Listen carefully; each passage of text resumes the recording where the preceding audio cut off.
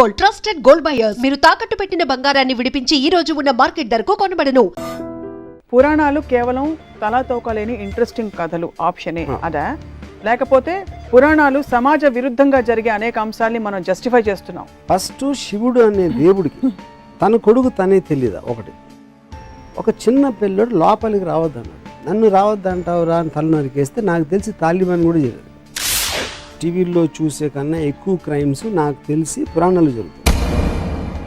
కానీ ఇప్పుడు విష్ణువు అనే ఒక దేవుడు డబల్ రోల్లో రాముడు కృష్ణుడు వచ్చాడు. రాముడేమో ఏకపతిరోధులు, కృష్ణుడేమో 1000 మంది గోపికలతో ఉంటాడు. సో అప్పుడు ఎవరిని తీసుకోవాలి నేను? ఏ మనిషి కూడా ఒక దేవుడి లెవెల్కి వెళ్ళాడు. దానికి కారణం ఏంటంటే మనిషికి జెలసీ అనేది inherent by nature. It is embodiment of pure love which is but he can share that love with 1000 girls. అది point. 1000 girls which is not sexual in connotation necessarily. అంటే అందరిని పూజిస్తాడా కూర్చుని? ఒక అవతార పురుషుడు, పురాణ పురుషుడు మీరు సినిమా తీయమంటే ఎవరు మీరు తీస్తారు? శకుని. మోక్షం రాకపోతే స్వర్గప్రాప్తి రాదు, స్వర్గప్రాప్తి రాకపోతే రంభ ఉరుసులు దొరకవు. అది మెయిన్ పాయింట్. అవతార పురుషులు అంటారు, అవతార స్త్రీలను ఎందుకు అంటారు? ఏ స్త్రీ కూడా చేతను రోల్ మోడల్గా తీసుకుంటుంది. 100% ఐమ్ షూర్. బ్రహ్మకు సృష్టించడం కాకుండా వీణ ఇంటం తప్పిస్తే తను ఇంకేం చేస్తాడో నాకు తెలియదు. అల్ఖైదా కంటే ఘోరంగా సొంత కొడుకు తలకాయ నరికేశాడు. కరెక్ట్. బట్ శివుడే కలుస్తారు. ఎందుకంటే టెర్రరిస్ట్ క్రిమినల్స్ కలవడం నాకు చాలా ఇష్టం. దశావతారాలు 10 ఉన్నాయి. 11వది ఉంటే ఎవరు అవుతారు? మేబీ ఎన్టీఆర్. 3 characters లో who is the most interesting character for you in the Puranas? Hello, నమస్తే, welcome to another episode of Ramoism. దేవుళ్ళకు కూడా కష్టాలుంటాయి, దేవుళ్ళకు కూడా కథలుంటాయి. ఈ కష్టాలని కథలని బంధించి పురాణాల రూపంలో మనిషికి చెప్పే ప్రయత్నమే పురాణాలు. రామాయణం, మహాభారతంగా అనేక పురాణాలుగా బయటకు వచ్చాయి. ఈ అంశంపై అంటే అనేక వివాదాస్పద ట్వీట్లు చేసి ప్రకటనలు చేసిన రామ్ గోపాల్ వర్మ గారు పురాణాల గురించి, వాటిలోని క్యారెక్టర్స్ గురించి ఏమంటారో ఇవాల్టి రామోయిజం. నమస్కారం. లేటెస్ట్ ట్వీట్ ఏంటి రామ్ గోపాల్ వర్మ గారు? Latest tweet on Ramayanam Mahabharatam concept. Vinayaka Chavithi వచ్చినప్పుడు నేను ఒక సిరీస్ ఆఫ్ ట్వీట్స్ చేశాను. నేను ఐసిస్, అల్ఖైదా లాంటి ఒక విపరీత టెర్రరిస్ట్ ఆర్గనైజేషన్లు చేసే ఘోరాల తర్వాత అంతకు మించిన ఘోరం నేను విన్నది, ఒక తండ్రి తన ఇంట్లోకి రానియట్లేదని ఒక కొడుకు తల నరికేశాడు అని నేను పెట్టిన ట్వీట్. ఒకవేళ తన కొడుకు తల నరికి తర్వాత ఏంటి విషయం తెలిసి తన కొడుకే అని తనకి తెలిసి దారేపో ఏనుగు తల నరికేసి ఏనుగు తల పెట్టేశాడు.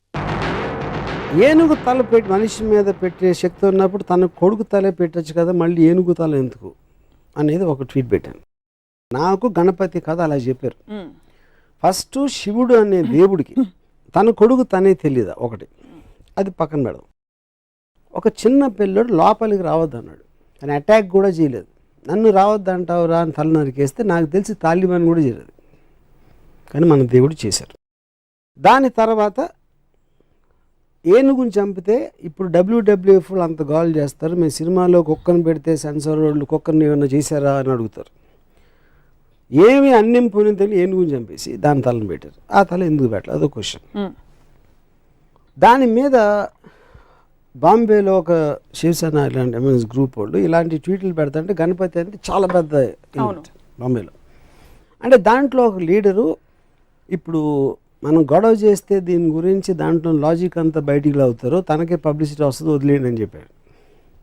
సో నా పాయింట్ ఏంటంటే అది ఇప్పుడు మనం బ్లైండ్గా ఫాలో అవ్వటానికి ఒక దేవుడికి ఉన్న క్వాలిటీస్, ఆ దేవుడికి ఉన్న ఆ పర్టిక్యులర్ పురాణ పురుషుడికి ఉన్న క్వాలిటీస్ అనేది మనకు చాలా ఇంపార్టెంట్ స్టడీ చేయడం. నేను బ్లాటెంట్గా ఇలాంటి ఆస్పెక్ట్స్ ఉన్నప్పుడు దాన్ని క్వశ్చన్ చేయకుండా కేవలం దేవుడు చేశాడు కాబట్టి వదిలేసాం. తాలిబాన్ చేస్తే, అల్ఖైదా చేస్తే వాళ్ళని రాక్షసులు అంటాం. ఇది ఒక ఎగ్జాంపుల్. రెండో ఎగ్జాంపుల్, రాముడు వనవాసానికి వెళ్ళిపోయాడు. సీతమ్మ, లక్ష్మణుడు ముగ్గురు వెళ్ళిపోయారు. 14 సంవత్సరాలకి సరిపడా వాళ్ళకి బట్టలు ఆభరణాలు ఇచ్చారు. అవి ఎవరు మోసారని ఒక ట్వీట్ పెట్టాను. రాముడు మోసాడు, సీత మోయదు అంటే లక్ష్మణుడు మోసాడా?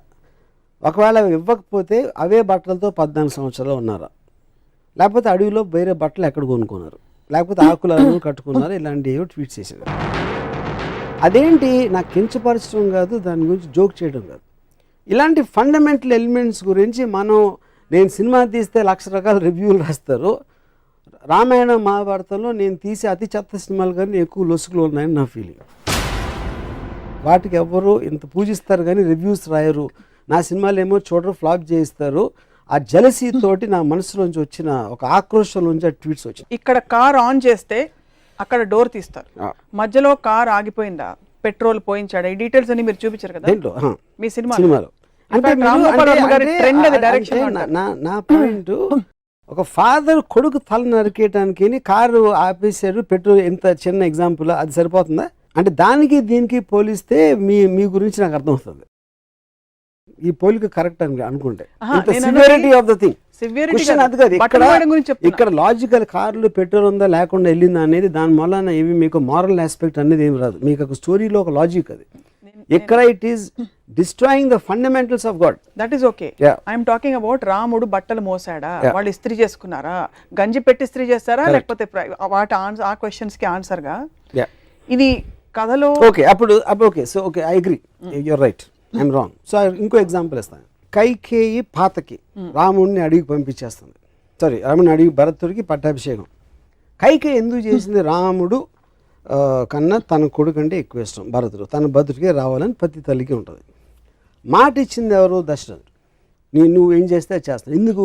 ఆ పర్టిక్యులర్ టైంలో ఎమోషన్లో ఏదో ఒక టైంలో తను ఇచ్చాడు మాట. ఆ మాట ఇప్పుడు నాకు చేయాలని, రాముడే కావాలి. రాముడే ఎందుకు కావాలని నాకు బ్రాహ్మణంలో ఎక్కడా లేదు.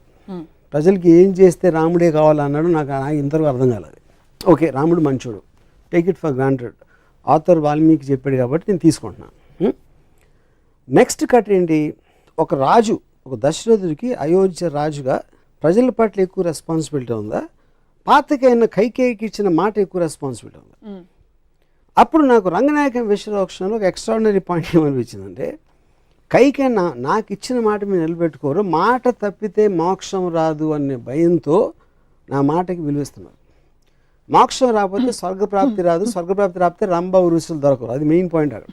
ఒకవేళ తన పర్సనల్ హ్యాపీనెస్, మోక్షం రావాలి, స్వర్గం అలా నాది వచ్చేస్తే అయోధ్య ఏమైపోయినా నాకు పర్లేదంటే, అప్పుడు మనకు ఉన్న పొలిటికల్ లీడర్స్ స్విస్ బ్యాంక్లో నా డబ్బు ఉంటే చాలు, దేశం ఏమైపోయినా పర్లేదంటే దానికి దీనికి ఏంటి అసలు difference? Absolute no difference. So ఇది మోర్ రిలవెంట్ పాయింట్. ఇందాక ఇచ్చిన బట్టల పాయింట్ పక్కన పెట్టి ఈ పాయింట్ పెడుతున్నాయి ఇప్పుడు. ఇవన్నీ సింబాలిక్గా ఎందుకు చూడరు మీరు? ఏంటి సింబాలిక్? ఫేస్ వాల్యూ తీసుకోకుండా. ఫేస్ వాల్యూ ఎట్లా తీసుకోండి? దేవుళ్ళని కూడా ఫేస్ వాల్యూ తీసుకుంటే ఇప్పుడు సినిమాలని ఒక కేవలం వినోదం కోసం ఒక వారం వచ్చి 2 వారం వెళ్ళిపోయి సినిమాకి మీరు అంత సీరియస్గా తీసుకుని దాన్ని విశ్లేషిస్తూ ఉంటే, మొత్తం మారల్ వాల్యూస్ నిలబెట్టే పురాణాలని ఇష్యూలు సీరియస్గా తీసుకుంటే ఎట్లా ఉంటుంది? సో తత్ఫలితంగా పురాణాలు కేవలం తలా తోకలేని ఇంట్రెస్టింగ్ కథలు ఆప్షనే అదా, లేకపోతే పురాణాలు సమాజ విరుద్ధంగా జరిగే అనేక అంశాలని మనం జస్టిఫై చేస్తున్నాం కాబట్టి పురాణాల్లోనే ఎక్కువ క్రైమ్స్ జరుగుతాయి. మన మామూలు మీరు రేపు పొద్దున ఈనాడు లేకపోతే టీవీ ఇలాంటి టీవీల్లో చూసే కన్నా ఎక్కువ క్రైమ్స్ నాకు తెలిసి పురాణాలు జరుగుతాయి. అబ్సల్యూట్లీ లేనిది. యూనో అది ఉండాలా ఉండకూడదా క్వశ్చన్ కాదు, పాయింట్ అది కాదు. అంత పూజ నుంచి అంటే అది మన మెంటల్ స్టేట్ని రిఫ్లెక్ట్ చేస్తుంది. పురాణాన్ని సీరియస్గా తీసుకునేవాళ్ళు అది యాక్చువల్లీ అతని మెంటల్ స్టేట్ రిఫ్లెక్షన్ అది. యూనో సో దాని మీద నేను అబ్జర్వేషన్ చెప్తున్నాను అంతే. రంగనాయకమ్మ గారి విశ్లేషణల ప్రభావం ఇది మీరు నేరుగా చదివి. రంగనాయకమ్మ విశ్లేషణ క్వశ్చన్, రంగనాయకమ్మ ఒక థాట్, ఐన్ ర్యాండ్ అనేది ఒక థాట్. వాళ్ళు ఇచ్చినట్టు తీసుకోకుండా దాన్ని ప్రశ్నించి దాని గురించి ఆలోచించి చేసిన ఒక విశ్లేషణ, ఒక ఆబ్జెక్టివిస్టిక్ అండర్స్టాండింగ్. మొత్తం ప్రపంచంలో ఎవరిదైనా వెళ్ళేది మీరు ఇచ్చింది తీసుకోకుండా దాని వెనకాల ఉంది, ముందే ఉంది, దాని రీజన్స్ ఏంటి అనేది తెలుసుకుని చేయటం అనేది ప్రోగ్రెస్కి అవసరం. సో ఓవరాల్గా ఈ క్యారెక్టర్స్, ఈ ఎపిసోడ్స్ ఏవైతే మనం ప్రస్తుత సమాజంలో అర్థం చేసుకోలేనివి, ఫర్ ఎగ్జాంపుల్ బిగమి, 2 భార్యలు ఉండే దేవుళ్ళు కావచ్చు, వీటన్నిటి వల్ల ఈ పురాణాలు చదవకూడదంటారా మీరు? లేకపోతే చదివినా ప్రశ్నించండి అని అడుగుతున్నారు కదా. ఇప్పుడు దానికి ఒక గాడ్లీనెస్ ఇవ్వటం కరెక్ట్ కదన్న. లుక్అప్ చేసి ఇలాగా ఒక గౌరవంతో చూడటం. మీరు